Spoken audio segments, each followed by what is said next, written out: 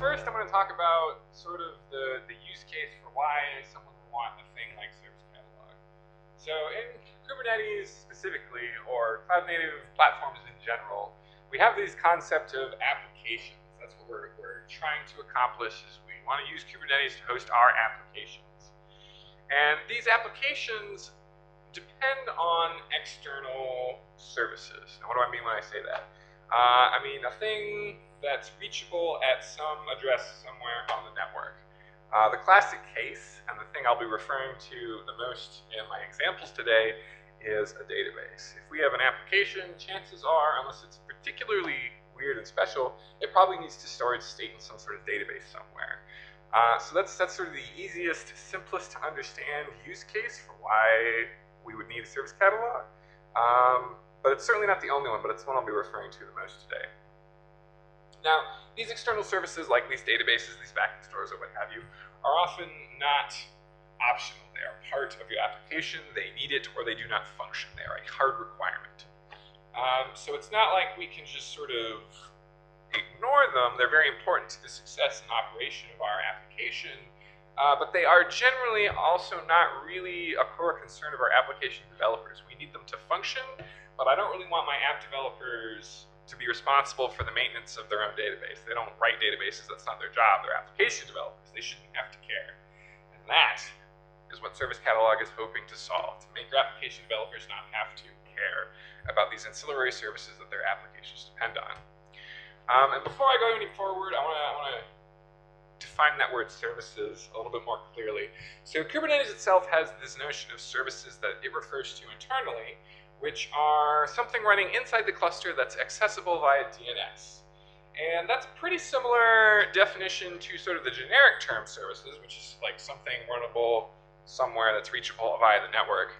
But I'd like to sort of redefine that a little bit, because the way we use the term services is a little bit different.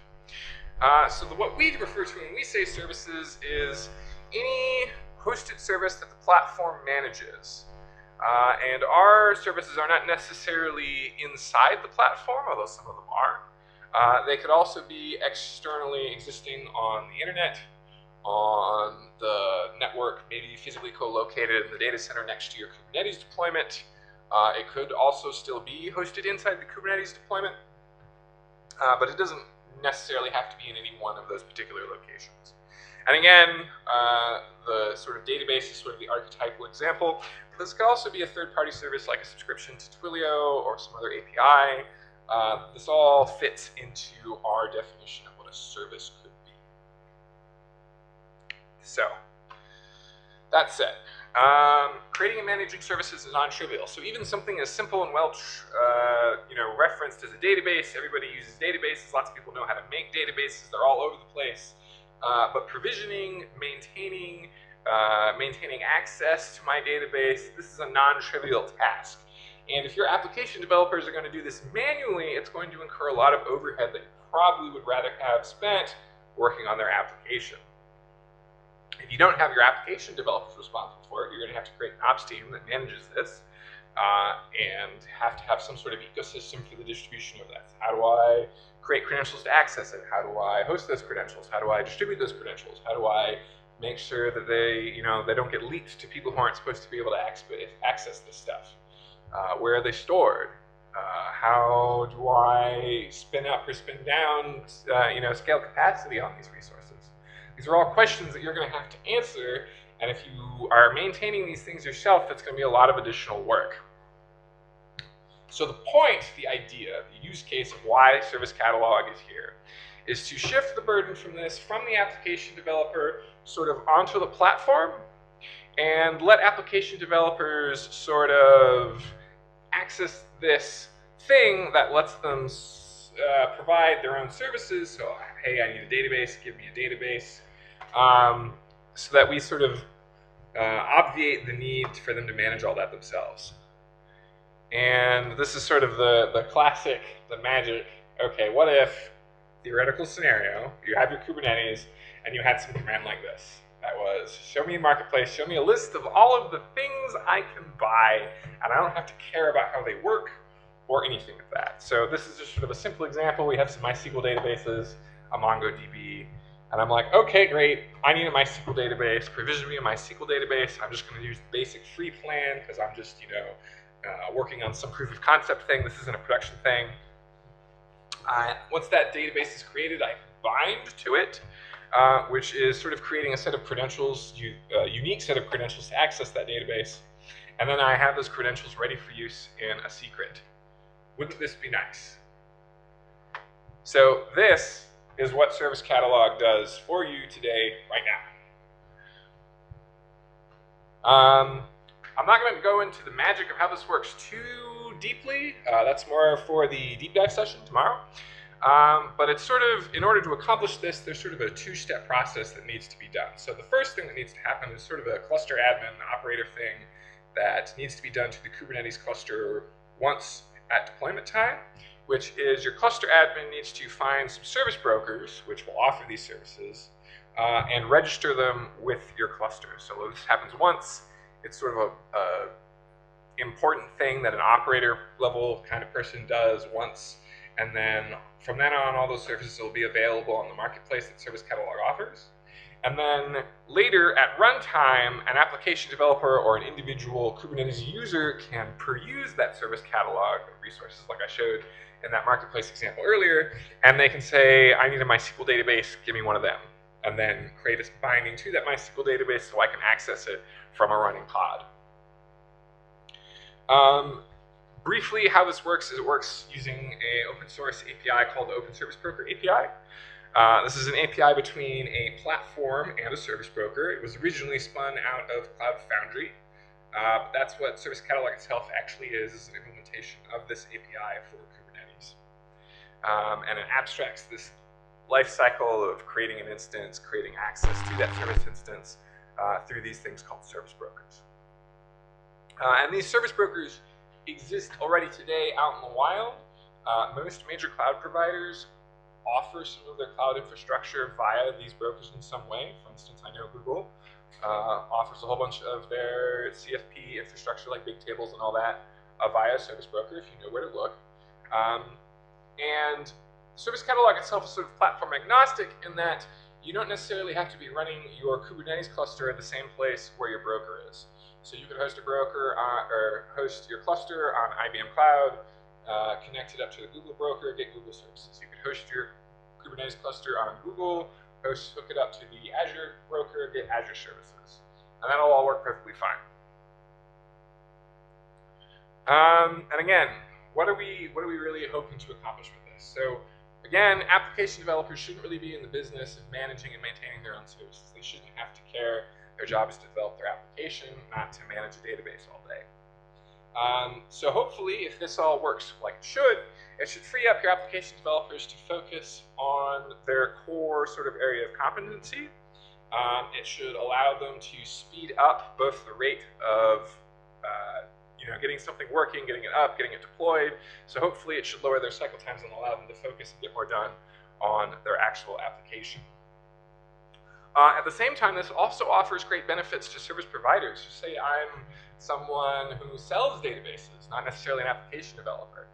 This allows me to offer my databases directly to a Kubernetes user through a generic, well-maintained fashion. I don't have to have some specific storefront for every cloud provider. I can just write a broker. It works everywhere.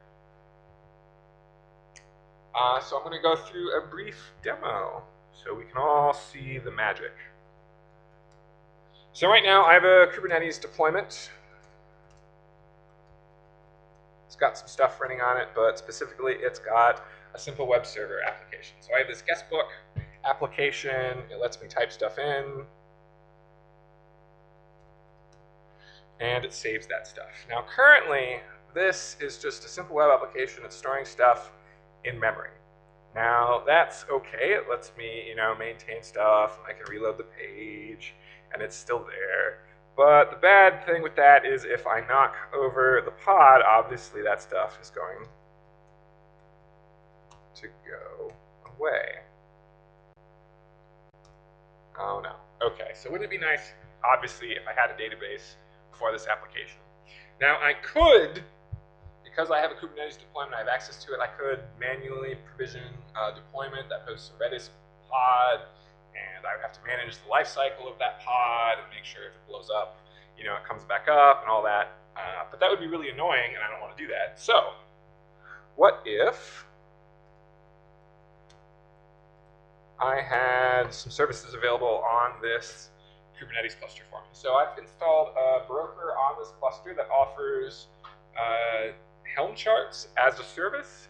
So what this is actually going to do when I provision one of these is it's actually going to push pods, push that Helm chart into my own Kubernetes cluster and manage access to those as a service.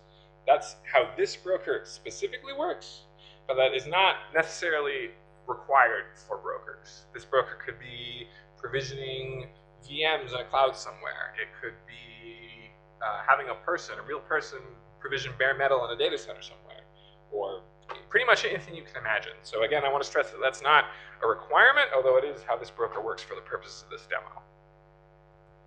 So I'm going to go ahead and provision a Redis instance.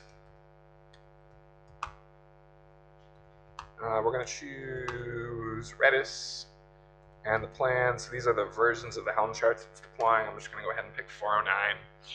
And we can see that my instance is ready for me. So I'm going to go ahead and create a binding to it as well.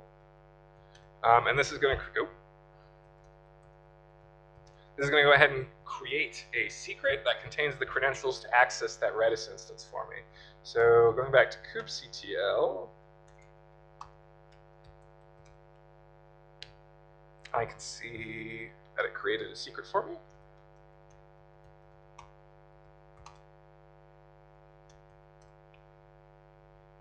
And it's probably got like some stuff like a host, password, port, and all that to access my new Redis instance. So if I go ahead and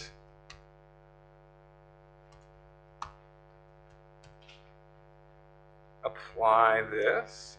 So all this is doing, this is the same YAML for that guestbook application I just showed you. I'm just adding in the reference to that new secret.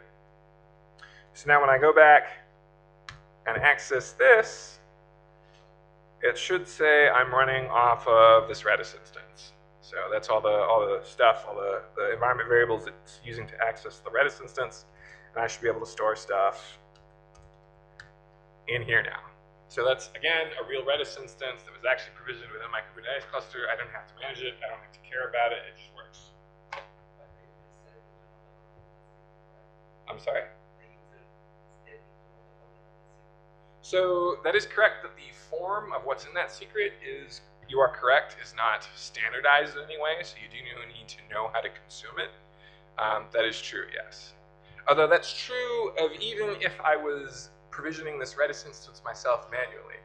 I mean, I would, yeah, probably still maintain the credentials in a secret somehow, and yes, I would have to know what those fields are named and how to inject them as environment variables into my runtime. So that it doesn't solve that problem, but it also doesn't really create that problem either.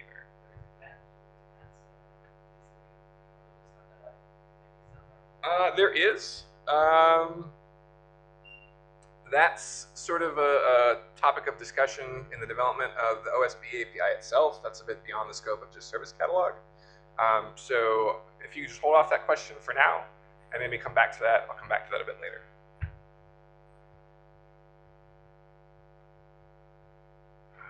Okay, so the workflow I just showed you is using SVCat. That's a CLI that we created ourselves and maintained just to sort of try and make this a little bit easier.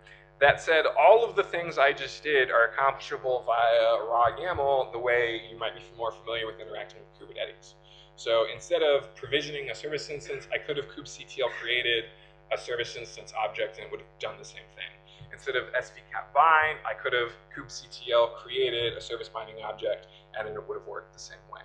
So that's sort of hopefully to make it easier, but if you're more familiar with this, you can still do it this way.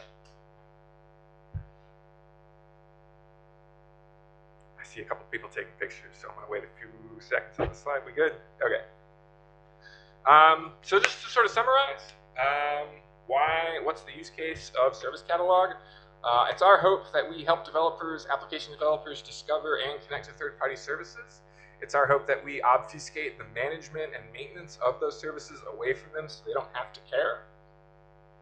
And also the access to those services, we handle that ourselves. So rather than having to maintain and control their own credentials, they can just ask for a binding and then get it injected into their runtime as a secret. Currently, we're a Kubernetes incubator project, although we should be moving to Kubernetes SIGs in the very near future. Our sort of recommended way you use our project is we're deployable to your Kubernetes cluster via Helm chart. We've recently improved our things so we can generate raw YAML if you don't like Helm for whatever reason. And we're currently in a beta release, but we are very rapidly coming up on our 1.0. Hopefully it should happen by the end of the year, but it's not a promise.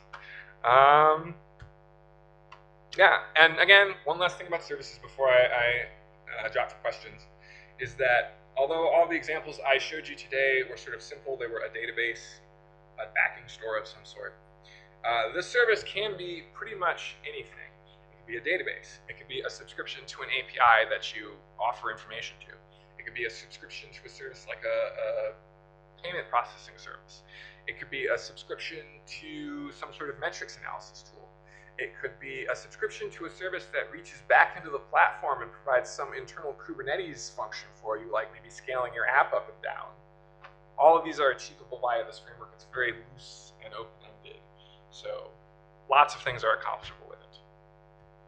And now I'm going to take questions, but before I do, just a couple brief links. So the top ones are our website where most of our docs are. The second one's our repository itself. The third one is a link to the Open Service Broker API page. That's what we're in implementation of. And I'd like to invite everyone here, if you're interested, we have a deep dive session tomorrow afternoon, I think, in Hall 8.1G3. Where I'll be going a little bit more in depth, particularly how the Open Service Broker API actually works. So sort of demystifying the magic.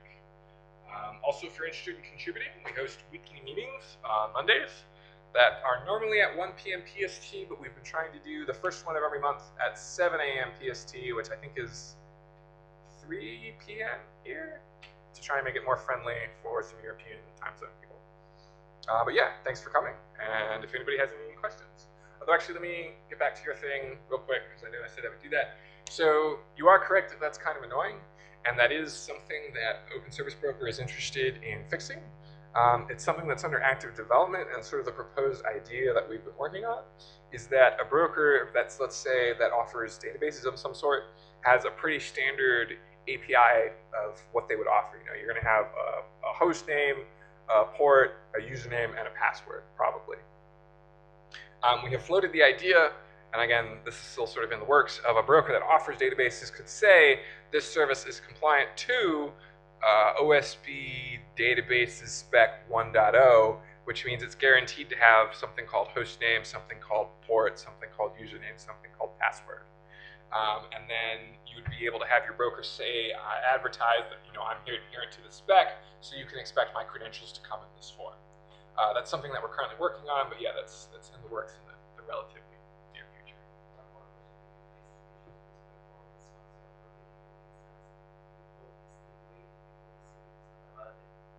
So that's sort of beyond the context of us. It's true that depending on what the service is, it could take some time to be provisioned. There is the capability in Service Catalog to provision things asynchronously, but that has to be enabled, like the broker has to support it. It's not universal. And it is true that that could take some time, especially if you're provisioning, you know, a multi-node actual database with like load balancing in front of it. Yes, that could take some time. It's not, you know, the one I used was just pushing some pods to my local cluster, so it was pretty much instantaneous. But there is support for that, and yeah, that is possible, but like there's nothing we can really do to fix that if your thing takes 30 minutes to deploy.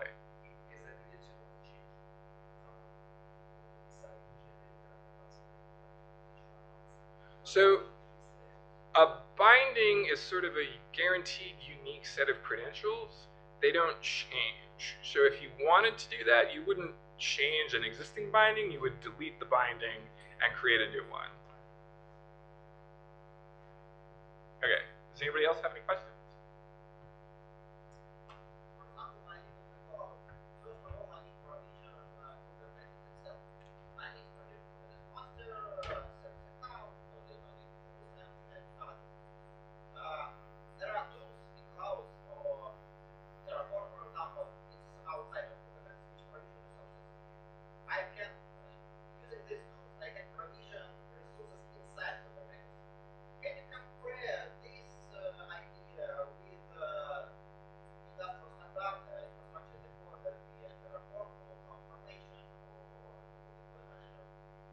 Okay. So let me just make sure I have the question straight. Your question is, many cloud providers already have pre-existing tools such as Terraform to allow users.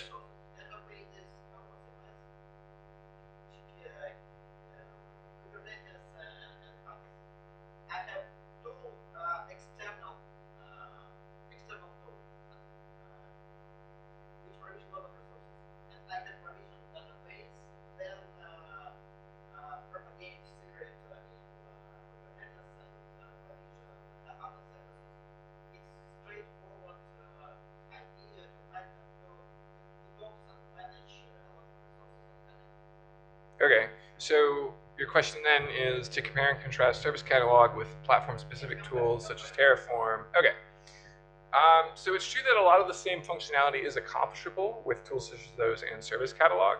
I would say the key differences is that our system is platform agnostic, so if you have your Cruft built to use Google's toolchain, it's not going to be able to be migrated to some other cloud provider. You're kind of locked in unless you want to spend the time and effort to redevelop all that pipeline stuff that you've created. This is workable with any Kubernetes cluster deployable anywhere, and like I said, you could run your cluster on one cloud provider and hook it up to the broker of another cloud provider, and it would just work. So that's definitely, I would say, one of the pluses for Service Catalog is it's very platform agnostic. Also, a lot of the stuff, for instance, that you just mentioned, the Google infrastructure stuff, requires maybe a higher level of access. That I believe you're provisioning underlying ES stuff, so you're gonna have to have access to those lower level credentials. This, once the broker has been added, all that's needed to access and provision these resources is some user level account of the Kubernetes cluster itself. So that's probably a lower level of access required than actual access to your keys for ES management. So that's another definite plus. Yeah. Does that answer your question? Okay.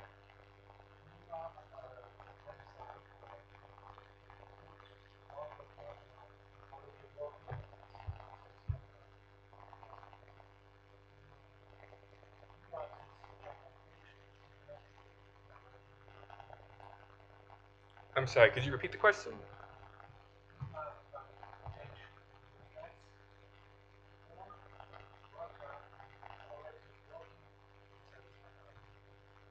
So you're asking if we have a reference broker available of something that works with? Sure. So we ourselves maintain.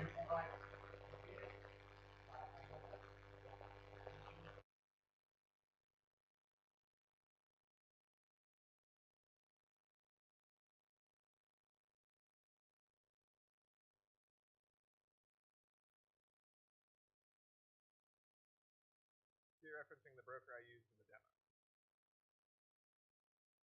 This one?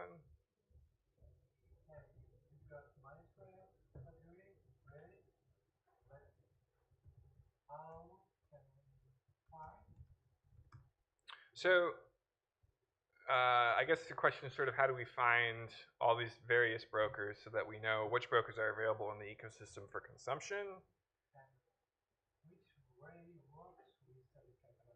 So because we're adherent to the OSB spec, any OSB broker that you find in the wild should work with Service Catalog.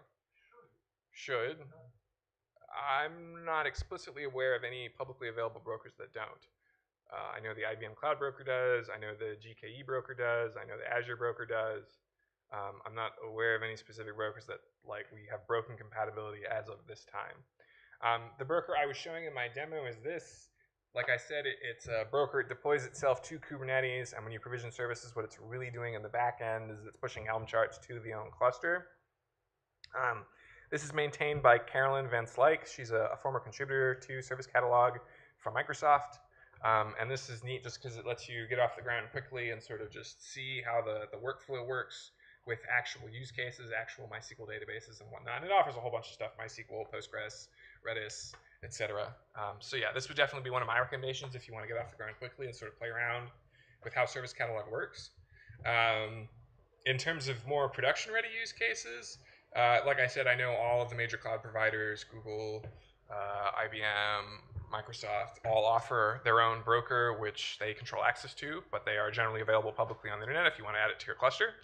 But I'm not personally familiar with the specifics of how they work. Does that answer your question? Okay. I believe we had someone over here. No? Okay. Does anybody else have any questions? Nope. You mentioned about going 1.0 or maybe end of the year. Currently, something we struggle with is the Service Catalog project needs its own extension API server with its own SIG, its backend store. Is moving to custom resource definitions on the roadmap for 1.0? I'm sorry, could you repeat that last bit? Moving to custom resource definitions. So right now you're using an extension API server, which needs its own SIG, its backend store. Okay, so I can speak to that. So your question is just in general, we're currently an aggregated API server, we're moving to CRDs, you want me to comment on where we're going with that with relation to 1.0. Okay, so this is a little bit more in depth than I was hoping to get into here at the intro session, but a little bit of how Service Catalog actually works is we implement our own API server and our own controller that are sutured into the normal Kubernetes API namespace using API aggregation. Currently, that does mean that we have to have an etcd backing store. It is not required that it's a dedicated one. You can run it off of the core etcd that the rest of your Kubernetes uses.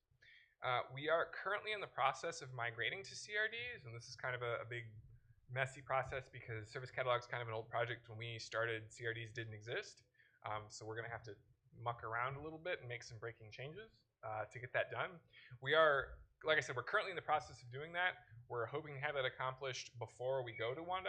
So when we go GA, nobody's going to have to care about the old API server or the dedicated etcd or any of that. But it is something that should be happening in the very near future. Unfortunately, we have to support, because we are already a beta release, we have to support the old way for 9 months. So that's where most of our headache is coming from, is preparing to have that be ready for forever. But does that answer your question? Yeah. Okay, cool. Clarify how you position the service broker to the operating framework for making services. Okay, so this is something I submitted to talk about and they rejected it. So so yeah, something we often get is a sort of a misunderstanding about where we are in relation to operators. So an operator is kind of difficult to get working to provision resources beyond the scope of your Kubernetes cluster. It's possible, but if you wanted to, you would have to write an individually unique operator for every single resource you'd want to be able to provision with it. So for instance, the GKE Cloud Broker offers something like a dozen different services. If we wanted to create that same existing functionality in an operator, they would have to create an operator that goes from the very start of pushing this operator, going through the back end, provisioning all the GKE infrastructure stuff, and then injecting the secrets back into the platform once for each of those 12 resources. The IBM Cloud Broker offers something like 340 different services, so we would have to write 340 different operators to accomplish that same feature. So it is possible to duplicate all of this functionality with operators, but extremely unlikely because, at least in my understanding, it doesn't seem like Google or IBM, or they haven't really seemed interested in providing operators for all of their cloud infrastructure stuff. So for the time being, no, this functionality isn't replicatable using operators. Because operators, it seems to me, are more interested in controlling and provisioning internal infrastructure on your Kubernetes cluster itself rather than external cruft. Does that answer your question? Okay. Does anybody else have any questions? So I don't personally know how OpenShift works. I do know that OpenShift does consume Service Catalog and they do use it. Yeah, but I don't know the details of how specifically they use it. I know that they do. I know that we have contributors from Red Hat who unfortunately couldn't make it here today. Okay. Okay, thank you all for coming. And like I said, I'll be around tomorrow for the deep dive session if you want a little bit more in-depth information on how Service Catalog actually works.